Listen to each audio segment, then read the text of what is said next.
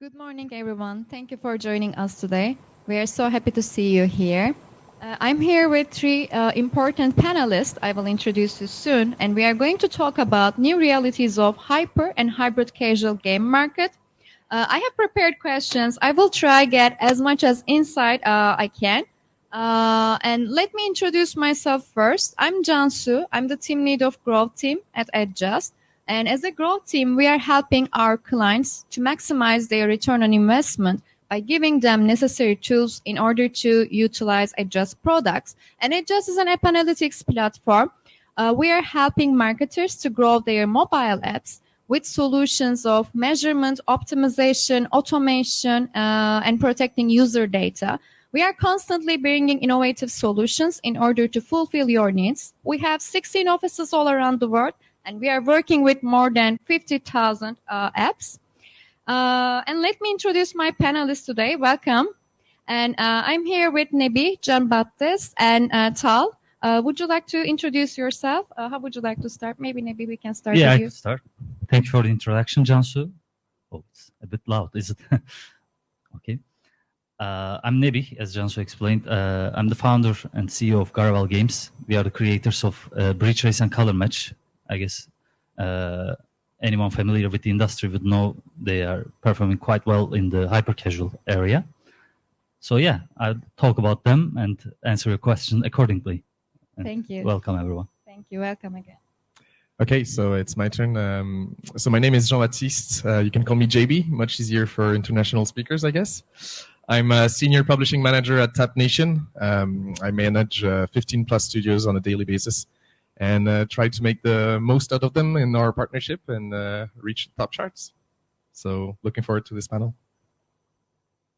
Hey everyone, my name is Tal. I'm a publishing manager at CrazyLabs for a bit more than a year. I'm working, managing studios, I would say around 30 of them, from ideation to retention. I think that's it pretty much.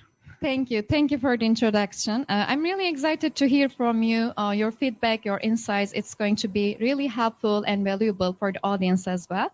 So I would like to start with my first question. Hybrid casual games, one of the most discussed topics in the mobile game industry, as we know. And the industry is moving from hyper casual to hybrid casual. And let's start from the basics. What's a hybrid casual game and how would you define it? Tal, would you like to go first? Yeah, sure. So for me, I will say that hybrid casual, it's a bit of a buzzword at the moment. Basically, I will not say that the industry is changing. I will say that it's evolving. Let's call it like that. It's a process that we can see, like even 2 years ago, we used to see games with a simple mechanic, a ball on a runner, and it used to be a hit. We all understand that for now it's not going to happen. And also like 6 months ago, it wasn't happen. So we start to see games with a bit more depth into it and a bit more, I would say, combining mechanics, trying to find the right theme into it. So I think it's kind of the same. What we're seeing is evolving of the industry. Marketability change a bit, and we're just going a bit farther with it. But if I will need to like kind of give the definition for hybrid casual, I will say that it's every game that have a really good and high LTV. It can happen from two directions. The first one will be to put IAP on the game in a purchasing. And the second direction will be a game that got a really, really good KPIs. And I'm talking about really high retention and a really high usage. And for me, this is all about hybrid casual at the moment. So last week, I have had a chance to talk to Jean-Baptiste about new genres, new trends. Would you like to give us more information about the genres we were talking about? Yeah, so just right before that, I'd like to bounce back on something. Yeah, please go ahead. Yeah, to me, I completely agree with you, Tal. But I'd like to add something more, is that hybrid casual is all about depth, as you said. We're seeing games that are having more and more depth, but it's not just in the gameplay. It's also in something that we've not seen before. Hybrid casual used to be minimalistic games where you had to show the least possible amount of things in the environment just to focus on the gameplay. This is not true anymore. Now games are being contextualized, and the depth is also in the scenario you're bringing to the user. And this depth is not only a depth in terms of metrics, but a depth in terms of storytelling. And these hybrid casuals that yield these amazing KPIs are doing so with investing the player into the reason why there is a gameplay in the first place. Yeah. I agree with my colleagues, friends, who said about distinguishing between genres is actually kind of difficult at the moment. And I wouldn't put,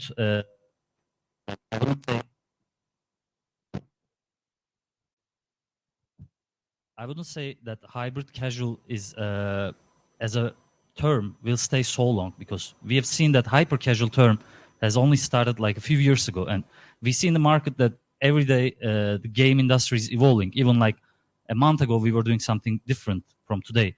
And by that logic, I would like to approach it from a top-down view, which means that we should look at it from an end-user perspective, the player's perspective.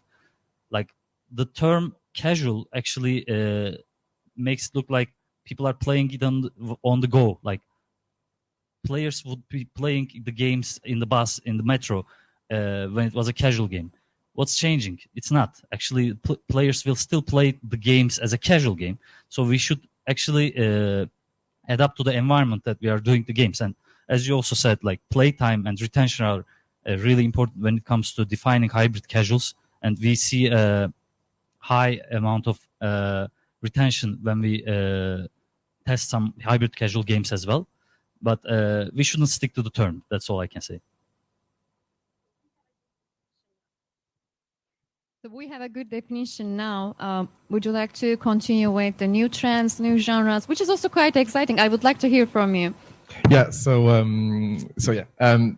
When the market evolves from just being classical hyper casual to going in one direction with depth as hybrid casual, which is the topic of today, to me, this is not only the fact that hyper casual as a whole evolves towards this gain of depth in hybrid casual, but to me, it's more like hyper casual split itself.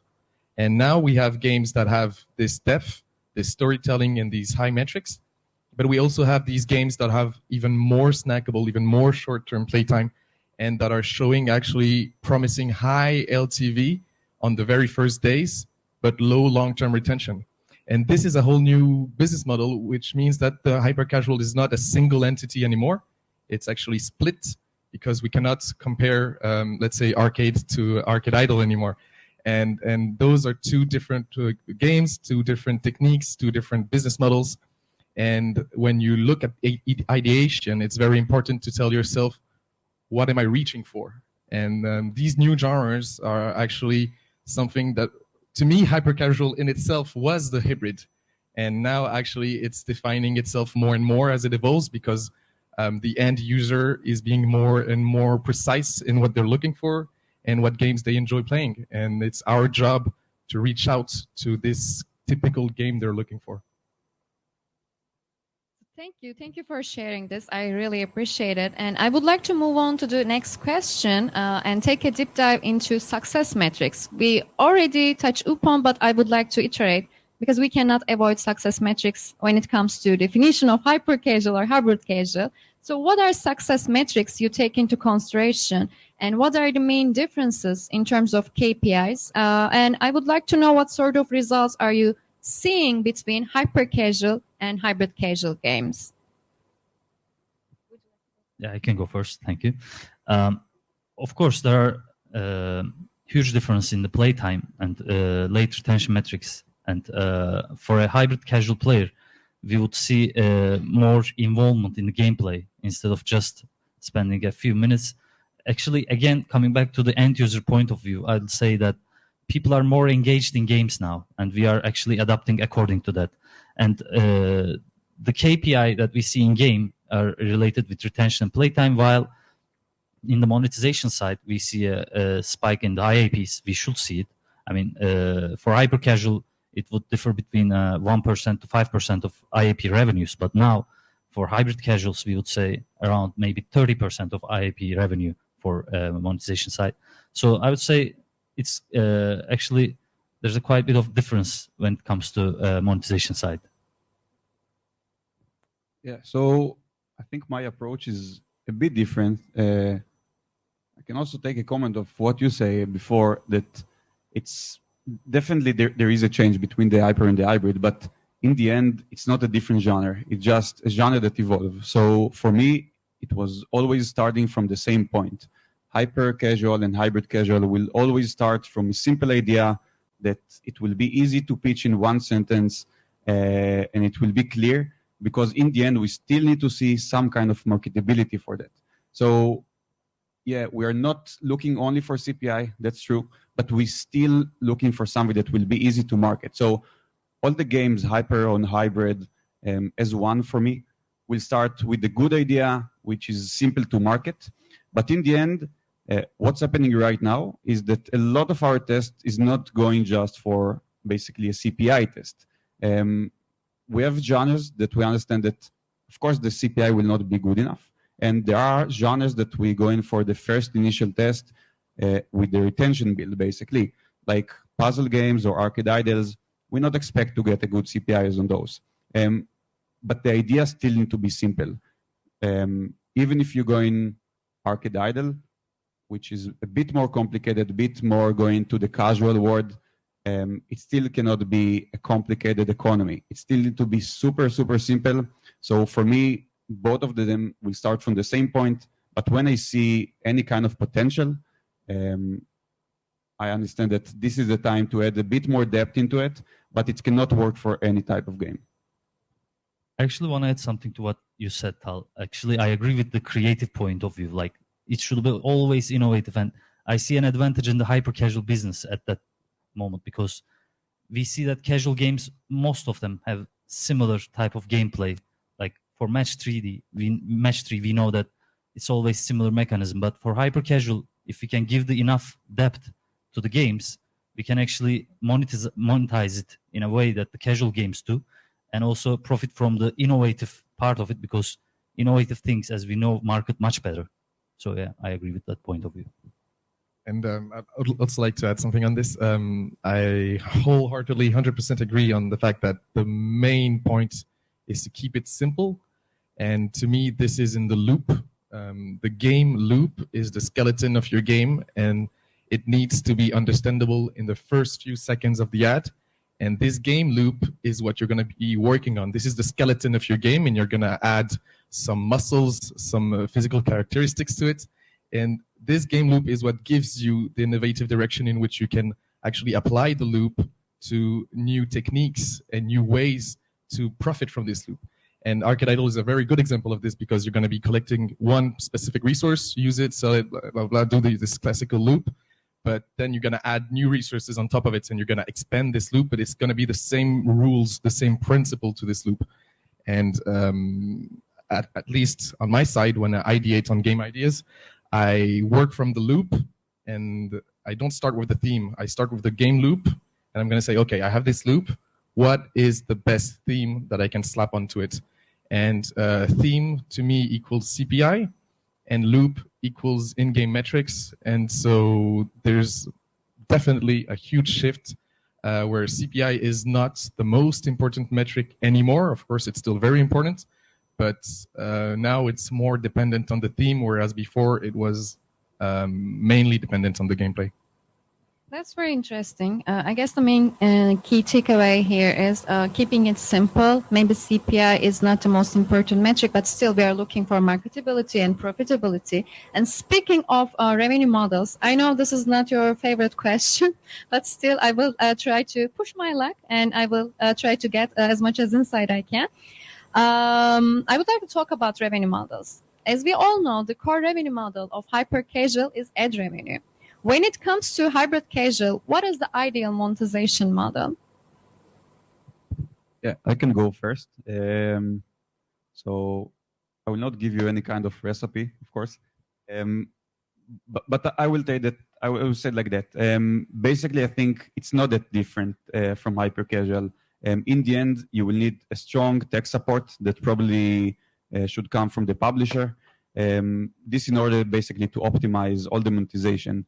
Of course, the new stage with that will be to add the IAP that we didn't see on the early days, I will say, of the hyper casual. But it will all stay the same. In the end, we still have the same business model, which the idea is that we bring a user and he need to give us more money than it costs for us. And yeah, we do add different type of monetization into it. But in the end, again, we should remember that it should start as the same game. You cannot start to put IAP to a game that is not profitable. It's not working like that. It's have to come for a game that is really, really cook. He got like a really high retention and usage, and he can hold those kind of monetization. Yeah, I completely agree. I think that this is one of the very important points now that we're talking about IIP and hybrid casual. The fact that the IIP strategy, to me, needs to be put on a game that would have been already profitable without it. So we're talking about high LTV with the classical rewarded video, interstitial banner videos. And those games that prove this engagement, that prove this monetization potential, that is the optimal situation in which to put IIP, because this will just make your revenue skyrocket. But to me, IIP will not save a game's revenue. It will only boost it. I agree with the point of views. Actually, when you make such a game, you expect the players to be more engaged, and so that they could buy these products. Otherwise, if they're spending less time in a game, they wouldn't be towards buying these products. So at the end of the day, all the in-game metrics would be helping the IAPs to be more marketable. And in that manner, as you said, the game should always be profitable in the beginning, so that IAP just boosts that monetization, so that a hybrid casual game is more closer to a casual game's monetization. Thank you for sharing your insights. Maybe I can also share some insights, and we can start with the definition to summarize a hybrid casual definition. So we keep it simple with core mechanics and layering with mid-core game features, but we are also adding in-app purchases. So according to Business of Apps, 79% of gaming apps currently monetize via in-app purchases. And depending on how you balance gaming economy, how you promote your app, in-app purchase and ad revenue ratio might change dramatically. But on average, we can say that it's around, it accounts for 20%. That's what we have seen so far. So I'm moving to the other question, and I would like to go back to the topic, the shift from hyper-casual to hybrid casual. How would you successfully evolve hyper-casual into hybrid casual games in terms of design, creativity, and innovation? Jean-Baptiste, would you like to take this? Yes. So in my opinion, as I already said a little bit before, the main point for me to shift your strategy towards hybrid casual is to identify in your project what is the engagement factor. Why are players playing more than they would if it wasn't there, this factor? If you identify correctly what is the engagement factor, you can build on it. And as we're talking about depth, then I would say you could dig on it. And this engagement factor is where everything is going to revolve around. And as we were talking about monetization, to me, the treatment you need to do about IIP is the same as you do with rewarded videos. Rewarded videos in these high depth, high LTV, high engagement games is actually something you think about in a game design perspective, so that the player would be thankful to have this opportunity to watch rewarded video, because the payout would be big enough for them to actually lose these 30 seconds of their time. And so you need to really actually gamify the placement of these rewarded videos. Well, it is the same for IIP. To me, IIP is not something we need to be thankful to the users for, but it's something that if it's well placed, the users would be thankful to have the opportunity to pay it and get all the boosts and advantages that the IIP provides. So the main point to me has never changed in hyper casual, and this is something that has not shifted in this shift we're seeing. It's that it's all about the engagement. And as you are proposing these new type of monetization, you need to create a situation in which the user will be looking for them actually and not criticize your project because of it. Of course, ads, we all know their reputation. This is something that we strive to, but we cannot escape. But still, I feel that a very successful game is one where players could say, where is the next rewarded video? Where is the next IIP? I need this to progress even more. I want this. And if you manage to do this, I mean, you've reached success, and congratulations to you. Hey, yeah, so I have to say, like, I really like the question because for me, when we're talking about the hyper casual or hybrid casual, it's industries that change super, super fast. And it's really important to be innovate and understand the market and try to find a new way to succeed. And for me, when we talk about different, like to be creative and find the right innovation on the game, I'm trying to combine usually a different kind of mechanic, different kind of subgenres into the game in order to basically meet the KPIs that we're looking for today. I can share with you like a small case study for the latest title that CrazyLabs released, which is called Mystical Mixing. It's a game that I mean, it's precious to me because it's an idea that came from me, and I've been there from the first moment. And we start with the videos of a DIY, a simulation game that got a really nice CPI. But after that, before we even move to the build, we understand that it's not going to be enough. Even if we're going to make more content into it, it's just going to loop. And we understand that it's just not enough for these days, even though the production value was amazing. And we decide to go for a different kind of approach, which is basically to add idle to the game, which I'm not talking about arcade idle, which I'm talking about just a pure idle. And we had this word, and the first retention that we got, the day one retention, was around 45 or something like that.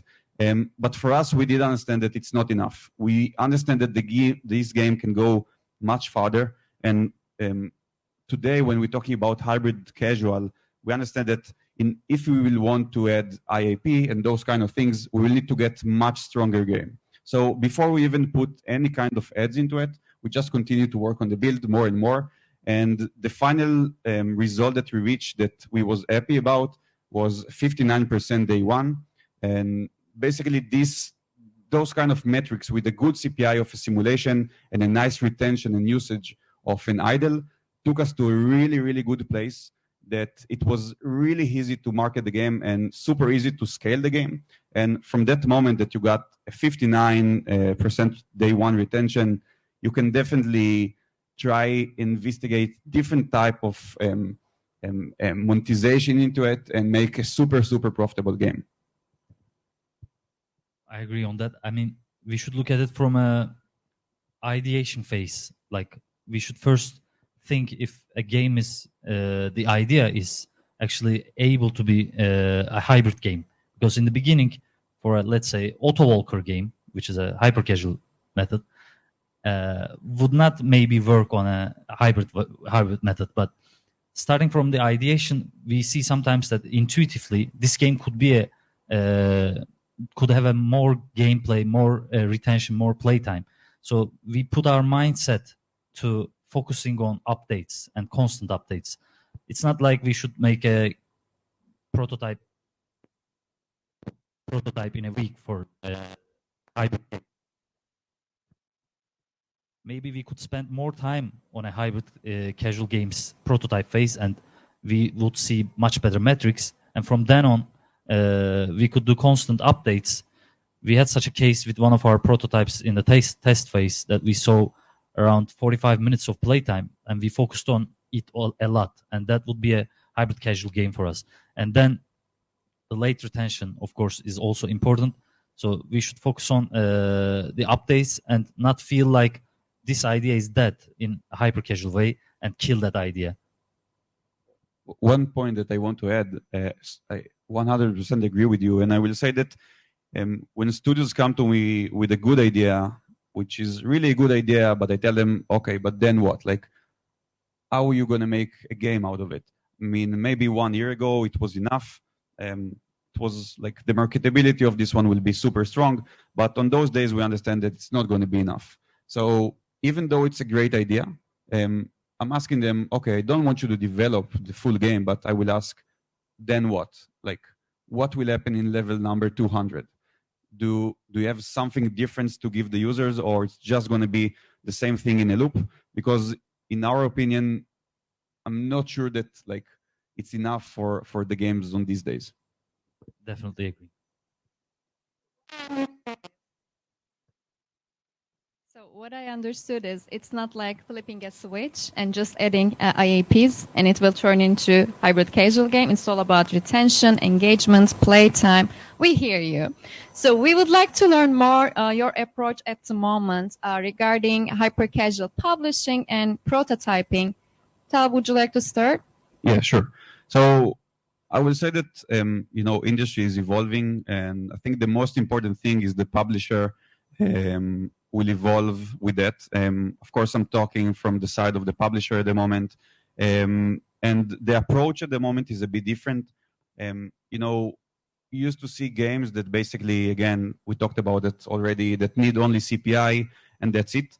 But for us, this is not the KPIs that we're looking on at the moment. Our approach is a bit more realistic. We always, at the moment, look of a different kind of KPIs, which is basically a combination between two metrics. So it's always going to be a CPI in retention or CPI in usage. We have kind of, metrics for us that with understanding that, not all of genres can generate the same basically CPI or same retention. It's mean that if we have a high CPI game, it's mean that you're just going to need a higher retention or higher usage. For example, Multi-Maze or Dig Deep, those games never got a good CPI.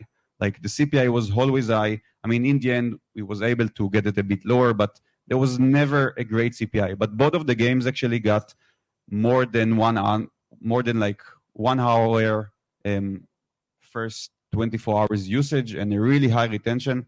For us, it just makes us to a point that the game is super profitable and you don't really need to get the low CPI. So users, of course, continue to play all type of games, the simple one and the more complex one. But the studio should know that, at least for us, they can go and test any type of subgenre. It means that we will not going to ask for the same CPI for all subgenres.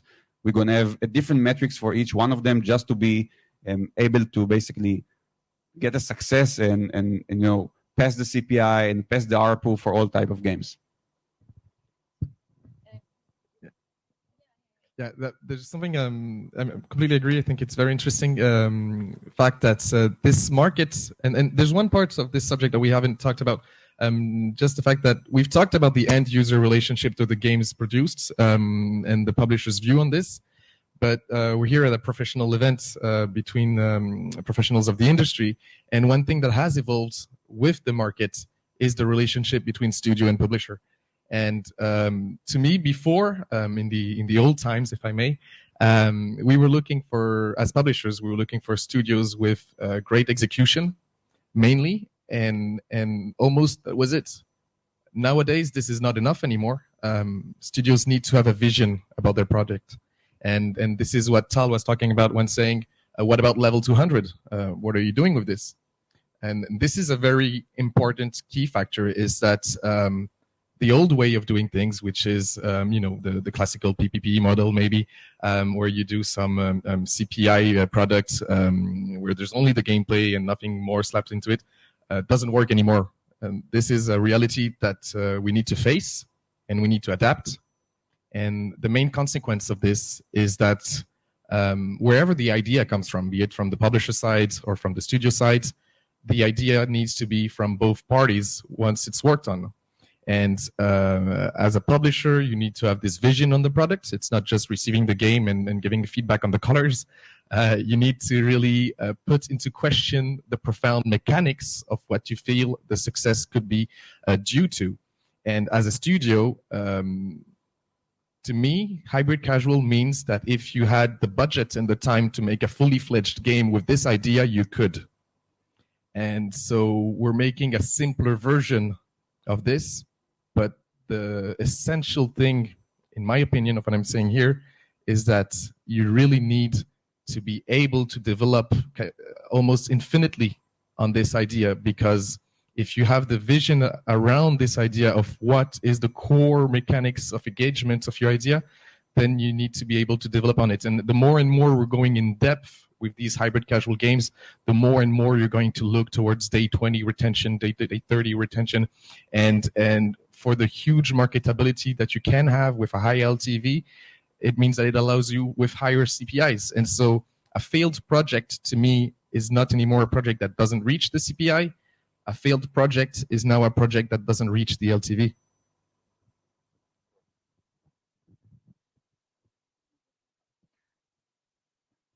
I would say that we should see a game, a hybrid casual game, as any other product in any other industry, which means it should be marketable and profitable in the beginning. For hybrid casual games, we would see a profit even from day one sometimes. I mean, ARPU 1 would equal to CPI, then it's boom, like a hit. But now the trend is changing and the marketability options are squeezing. And because of the ATT and stuff, we know that it's not going to be that much easy to reach some low CPI. So at the end of the day, we should focus on late ARPU as well. We should see it as a kind of mid-term project instead of a short-term project. And even if it does not reach the, I don't know, CPI in ARPU 5, maybe we should still develop and go ahead and try to make a profit out of that game in the long term, which means in casual, as we all know, sometimes big casual game companies make a long project for 5-year terms, then only they profit from those games. But in that case, we are not looking for 5 years, of course, but let's give it a week or another one. Like maybe in week 2, we will see a profit on that game. And later on, we will see much more monetization and profit from that game. So as you said, depth is the most important part of this when we are developing games as studios, and any type of monetization method that we can use in the game, we should look for it. We should try to take advantage out of any second of the game, be it an IAP or an RV or an interstitial or a banner. I mean, we see even like a different type of advertising method in the games. Like we see banners that are 3D sticking out in the game stage instead of just a banner or an interstitial or an RV. I mean, we should look for these kind of approaches to make our products more easy to engage with the player and monetize it even better. That's the solution. Maybe I have a follow-up question for you. In terms of this prototype testing, do you think that exact same approach or similar approach works for hybrids, or is that completely different? I wouldn't say it's completely different, but in the ideation phase, it's pretty similar, because in hyper casual games, we would try and see an innovative idea to start with. And that's what we do now as well. And for the prototyping phase, it's all different, because we would, if you all remember, we saw a CTR era, if you remember. We would test the games only for CTR. There was no CPI. And we would then say, okay, let's spend 3 days on a CTR video and let's push it for the videos, not even on the store. A game was not even on the store. And which meant that a developer could spend only 3 days to come up with that videos, and we would see if a game was marketable or not. But now that's not easy to do for hybrid games or more games with more depth. Thus, we spend maybe sometimes another week, 2 weeks for prototyping phase of a hyper casual game. Still, it's an hyper casual game as we call it, but as we all talked about, the genres are not really distinct from each other. So the development phase of even the prototypes have increased so much. And mostly the polishing of the games should be compliable with the utmost standards in the industry, which means that we cannot just put the mechanism in the front of the player. We should also focus on the polishing techniques to make it more casual looking in a way, so that it looks more attractive. That's why actually the simulation games have been taken off recently, and TikTok trends have been taken off recently, because they all look so ASMR-ish to the players, and CrazyLabs would know a lot about this actually for ASMR. So in the end, yeah, it is changing, but not drastically, let's say. I'd like to bounce back on this. This is something that's very interesting when you're talking about ASMR and trends, because in the old hyper-casual, trends were about gameplay. You had one popular gameplay, and it was twisted in many different ways, and the market had enough room to allow for many different hits on the same gameplay. This has shifted also, and it's very interesting because now trends are not about gameplay, but about theme. And trends about theme have, in my opinion, much more potential because there's a lot more different gameplays than there are different themes. Let's take, for instance, the Rainbow Friends game. We've all seen tens, hundreds of them on the stores. And this is something that's very interesting because if you're able to notice the mechanics that makes a trend worldwide, then you are able to onboard on it soon. And if you are able to onboard on it soon, you take a gameplay that you know is successful. You take an idle gameplay, a merge, a monster type of gameplay. You take any gameplay that you have proven data about. And if you feel that it is coherent with the theme, because you cannot just slap any theme on any gameplay, of course, you need to link them together in a logical way. So for a case study, for instance, this is what we did recently with Craft and Mine merging idle game. We noticed, well, of course, it's not a recent theme, but we noticed that there was still room for newer types of gameplays with these type of Minecraft block-like characters. And the merging potential was in itself something huge as a theme, but about gameplay, and it was not self-sufficient anymore. And so to me, now in the ideation processes, it's all about finding a theme that goes hand in hand with a gameplay and knowing that this theme is time sensitive. There is an expiration date to all this interest, all this buzz around the theme. And you really need good market intelligence, good market insights to see them as early as possible, to take a shot and be successful with it. And this changes the way of ideation a lot. And to me, the theme equals CPI. And the interesting gameplay is the one you have proven data about the in-game metrics. So the recipe is kind of easy in theory. Of course, it's much harder in practicality. But as long as you apply this recipe in a smart way, I don't see reasons for which it wouldn't work one day or another, for sure. So that's great. I guess we will go back home today with lots of insights, and there are a lot to process here.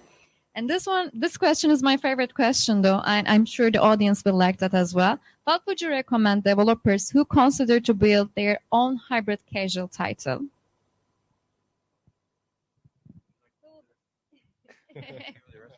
Yeah, so write it down. I'm giving you the recipe. So anyway, I will say that basically for studios, they should know that, like we talked about, any hybrid game basically will start as a hyper casual. So the approach definitely should be the same. They should all start with a great idea, which they think that they have a really good marketability. And like we talked about, the depth that we put inside the hybrid casual games will come a bit like late. I mean, it's not possible to go with a crazy build and crazy depth into the game without even get a strong core. So it always need to get a good idea with a strong core and a really good meta. Once you got this one, the approach of us, of the publisher, will get a bit different, because once we see a really good KPIs, this is the place for us to understand that we have something that's exceptional and start to do monetization in a different kind of way and try to think on the game on a bit different angle. But in the end, I don't think it's something that should affect the studio. I think they should continue to make interesting and fun games, and the publisher is the one that's supposed to stay there and be there in order to give them the right path, in order to find the right depth and the right meta into the game, in order to make it a super successful game. Yeah, and also just going into technicality in the test process, to me it's very important to know exactly what is the available playtime you're giving to the user during the first test, in which the user will constantly see something new. In these hybrid casuals, whenever you do a first test, you're not able to go, as you were saying, with the full depth of the game and the full potential of the game. So you need, as a developer, as a publisher, to be completely aware of almost to the second complete playtime available to the player, in which he'll discover something new. Because if you reach this playtime, this means there's huge potential, because the player has explored everything there is to explore in the current state of the project. So as long as you are completely aware of the metrics to the game and how much time you need to play to experiment at all, you will know exactly that this is not a bad result. It's actually the maximum result the player can reach. And if you know this, then you can actually reach the potential you're seeing in the game much faster, because you're going step by step. And to me, in the testing process as a publisher with studios, when I see a game in the first build that reaches the top playtime, if it's an arcade idle or an idle, for instance, I'm going full throttle on it, and I'm delivering on the next build a complete state of the game, because this means that as long as there's something new to discover, the player will keep playing. And often this is something that is left to, like random appreciation. Oh, 1,000 seconds playtime. Oh, that's pretty good. But they have no idea exactly what is the total amount that is available to the player. And I feel like with the rise of these high depth, high LTV games, it's all about new content. As we were saying during all the talk, it's not about a loop that just goes on and you cannot go to level 200 of this loop. You need to bring something new to the user every now and then, and this is essential. And as long as you are aware of the limitations of the new content, then you have all the keys in hand to work with your product in the best possible way. Actually, as there are two publishers and one studio here, I'd like to approach it from a studio's point of view instead of publishers. And I believe there's a huge elephant in the room that we should bring up, and that is the agreements between studios and publishers. And as a studio, I believe you shouldn't be focusing on per prototype payment-based agreements. And I would say they would agree with this as well, even if they have agreements with the studios. But at the end of the day, a studio should not create a prototype just for the numbers. And for the sustainability of the studio, everything that we talked about in this panel is applicable for the hybrid casual creation parts. Like, we should focus on content, we should focus on playtime, ideation, everything. And we should do the games instead of 1 week, spend 2 weeks and make it more creative and depthful. But at the end of the day, your studio sustainability is more important than saving today. So go for ideas that would be a good product at the end of the day, instead of just doing it for the numbers. That's all I can say. Thank you very much for sharing your insights. There was one question. I guess we touched upon somewhere along the way. Are they picking the different audiences when we compare to hyper casual, hybrid casual? I guess not. We talked about that. But do you need to market these games differently? I think, as we talked and as you said, the audience is still there. And again, looking to it from a user's perspective, we should all know that this device is still here. It's not changing. And we are focusing on swipe mechanism, joystick mechanism, swerve mechanism, whatever.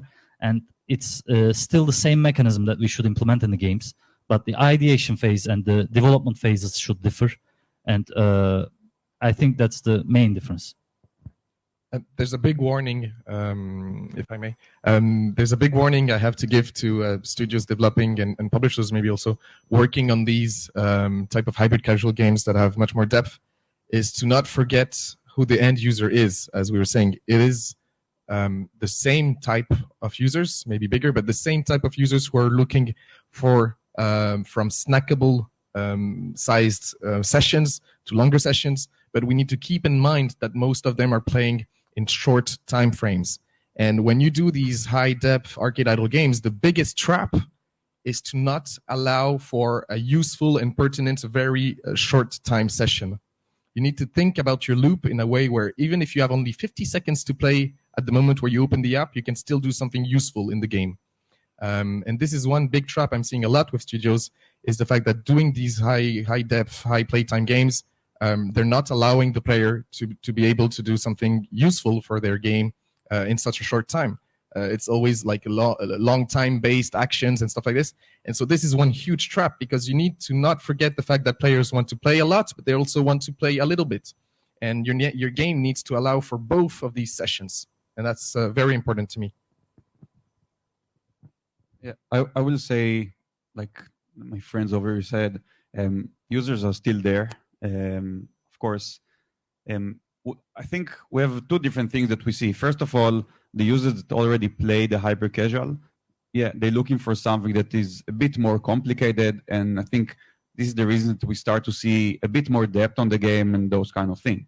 But on the other side, we should also remember that every day there are new people born, and there are new hyper casual gamers that going inside. And those kind of users, they are definitely gamers. For the KPIs that we're looking for today, when we talk about successful hits, we're talking about games that have a session of the first day of more than 1 hour. Those are definitely gamers, same like people play on the PC or console, and we should act like on the same metrics that we see on different kind of platforms. We should give them the content, and we should be able, again, to give them the option to make, like you said, small session, but also a long session that will keep them for a long, long time on the game. We are almost coming to the end of the panel. And last, maybe concluding thoughts. Where do you see the next big change or evolution in the hybrid casual market?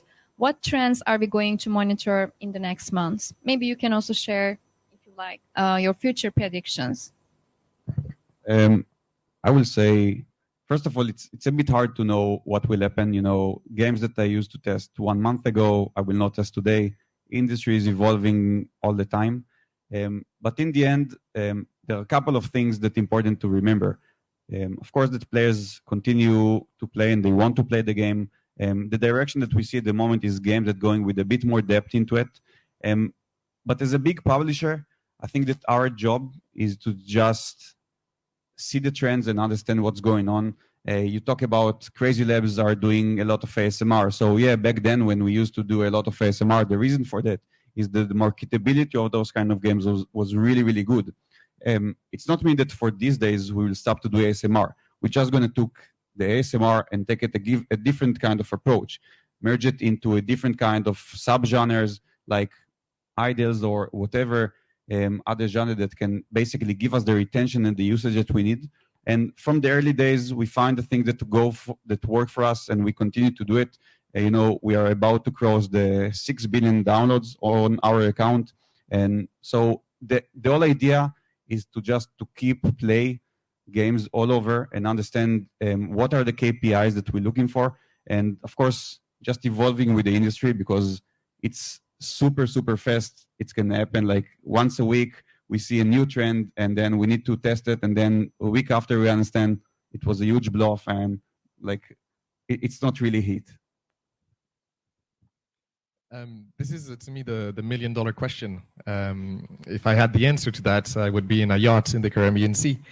But we're talking about trends, and there's a trend to the market itself. A few years ago, it was a very segmented market. You had hyper casual, you had casual, you had mid-core. And now we see the rise and growth of hybrid casual. And so to me, the lines are being more and more blurred. And the way I see the future is the desegmentation of the industry. In my opinion, there is no typical genre of style of monetization games. Everything will blur itself into being a kind of hybrid where every opportunity is not missed anymore. When you specialize into one single thing, you're actually depriving yourself of all the other things. So these hybrids, to me, are definitely the future of the industry, because it's a shame to say no to possibilities and opportunities, of course, for your project. And the main point about this, to me, is that you need to let go of rules. You know, there are a set of rules for hyper casual. We say, it has to be like this. It has to be. No, that's not true. You don't decide. The users decide. And so where you see interest is where the market will be. And at TapNation, we truly believe that it's not about like guessing future trends. It's actually noticing them when they are born. And if you are able to be an early adopter, this is the guaranteed way to be able to achieve hit games with the highest probability. And the data will show you, actually. And it's always easier when it's done, because you look back on the data and you're like, yeah, of course it was going to go that way. But you really need to look at what the interest of the users is showing you. Like the market is always showing you the direction in which the games are going. And you just need to listen and to look. And there's a lots of ways where it goes and stops. But if you do this, you will surely find the next big trend. And the players are telling us, I mean, they're playing the games they want to play. And this is the biggest insight you can get. Thank you. In a way, I would say that the game development is like an art style. Like, we should consider this question and compare it to asking whether the cinema industry, what is going to happen with the movie industry in 1 year. But it's a very hard question to answer. But as Jean-Baptiste and Tal said as well, we should adapt to the environment. That's the key part. And by adapting, watching the trends carefully, but not by copying them. By watching the trends, you can assume that these are done. What can I do next? And always predicting what can be next in a short term. And this short term is increasing. Yeah, we are saying that one prototype can be built not in a week anymore, but 2 weeks, or maybe we should spend more time in the games. But still, we should watch trends carefully and learn lessons from them by not copying them and bringing up something innovative to the industry and try to evolve it. Thank you very much. I really appreciate it. I learned a lot today, and I'm hoping that you also enjoyed the session. So we have a couple of minutes. I'm out of questions, but if you want, we can take maybe one live question here. Any question from the audience? I guess not. Here. We have one. Thank you very much. The question is, what are the subgenres you are talking about? Like, yes, it's Blu-ray. There's no like strict criteria for this and the ones, but some call it hybrid midcore, some call it like just hybrid. What do you think are the subgenres? So my answer is going to be very generalistic on this, but I feel that as we look into it with an even more detailed approach, there are almost as many subgenres as there are games. But to me, there is a subgenre, like one specific game will be in a genre with its gameplay, will be in a genre with its monetization, and will be in a genre with its theme. So what subgenre you can attribute it will be the results of these three things. If you look at, for instance, about the Rainbow Friends or the Huggy Wuggy games that we're seeing in the stores, this is typically attached to hyper-casual.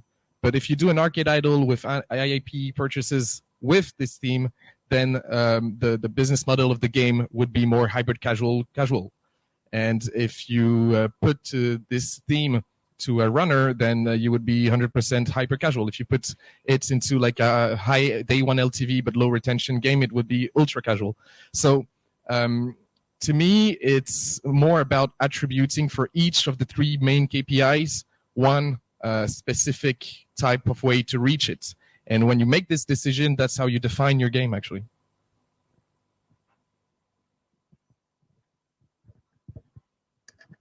So thank you for listening, and I hope you enjoy the rest of the day.